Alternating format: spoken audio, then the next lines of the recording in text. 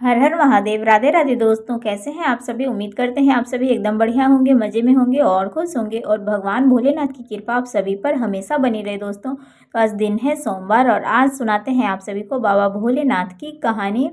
और कहानी पसंद आएगी दोस्तों तो वीडियो को लाइक कर दीजिएगा आप सभी। तो चलिए कहानी सुनते हैं।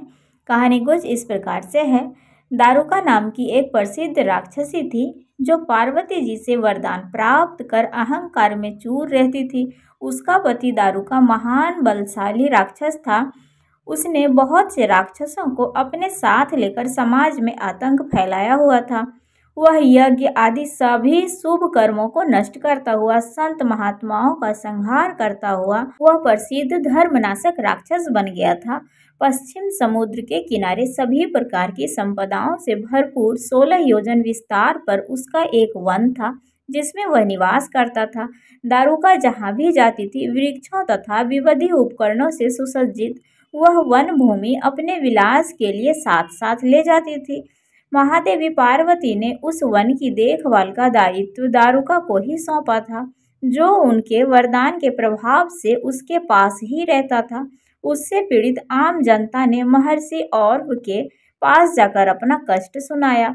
शरणागतों की रक्षा का धर्म पालन करते हुए महर्षि औव्र ने राक्षसों को श्राप दिया कि उन्होंने कहा, जो राक्षस इस पृथ्वी पर प्राणियों की हिंसा और यज्ञों का विनाश करेगा, उसी समय वह अपने प्राणों से हाथ धो बैठेगा। महर्षि औव्र द्वारा दिए गए श्राप की सूचना जब देवताओं को मालूम हुई, तब उन्होंने दुराचारी राक्षसों पर चढ़ाई कर दी। राक्षसों पर भारी संकट आ पड़ा। यदि वो युद्ध में देवताओं को मारते हैं तो श्राप के कारण स्वयं मर जाएंगे, और यदि उन्हें नहीं मारते हैं तो पराजित होकर स्वयं भूखे मर जाएंगे।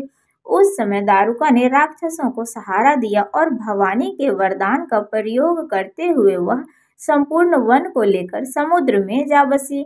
ऐसा इस प्रकार राक्षसों ने धरती को ही छोड़ दिया और निर्भयता पूर्वक समुद्र में निवास करते हुए वहां भी प्राणियों को सताने लगे। एक बार धर्मात्मा और दुराचारी सुप्रिय नामक एक शिव भक्त वैश्य था। जब वह नौका पर सवार होकर समुद्र में जल मार्ग से कहीं जा रहा था, उस समय दारुक नाम का एक भयंकर बलशाली राक्षस ने उस पर आक्रमण कर दिया।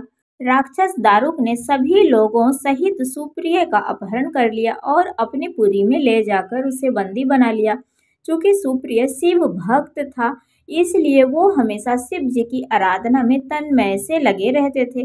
कारागार में भी उनकी आराधना बंद नहीं हुई और उन्होंने अपने अन्य साथियों को भी शिव जी की आराधना के प्रति जागरूक कर दिया। वो सभी शिव भक्त बन गए। कारागार में शिव भक्त का ही बोलाबाला हो गया।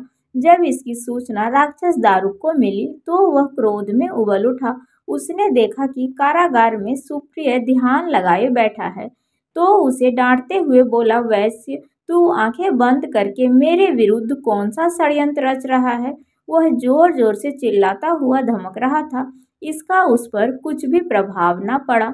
घमंडी राक्षस दारुक ने अपने अनुचरों को आदेश दिया कि इस शिव भक्त को मार डालो।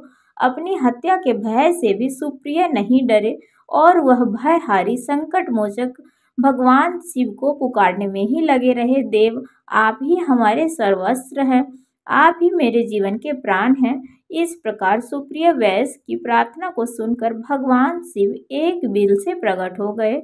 उनके साथ ही 4 दरवाजाओं का एक सुंदर मंदिर प्रकट हुआ। उस मंदिर के मध्य भाग में गर्भगृह में एक दिव्य ज्योतिर्लिंग प्रकाशित हो रहा था तथा शिव परिवार के सभी सदस्य भी उसके साथ में विद्यमान थे। वैश्य सुप्रिय ने परिवार सहित उस ज्योतिर्लिंग के दर्शन किए और उनका पूजन भी किया।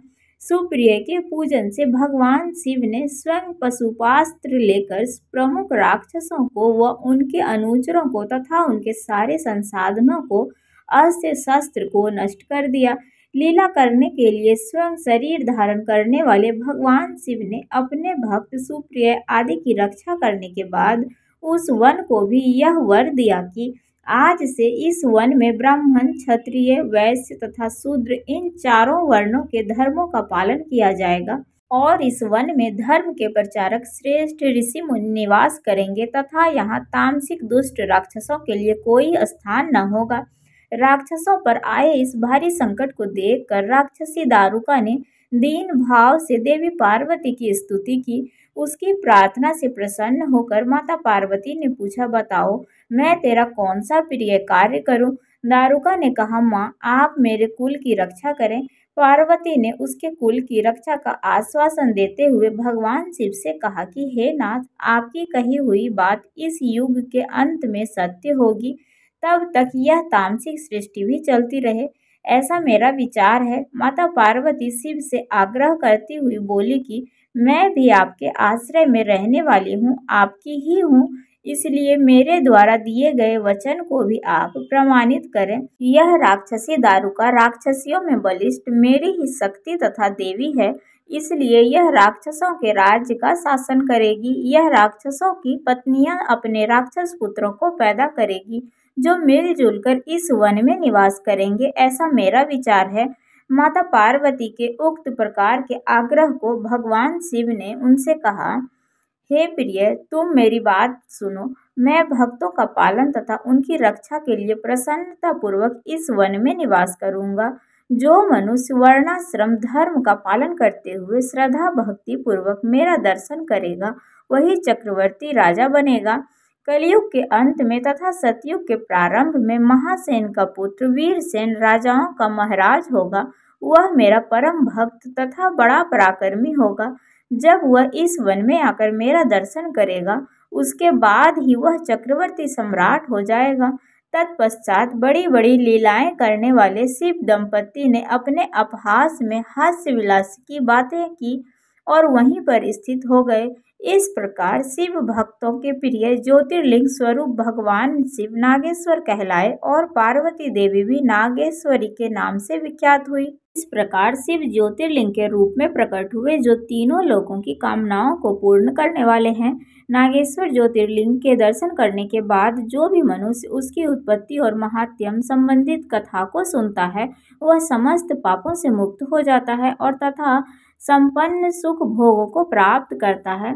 तो दोस्तों, ये थी हमारे भोलेनाथ की कहानी। सो कैसी लगी आप सभी को?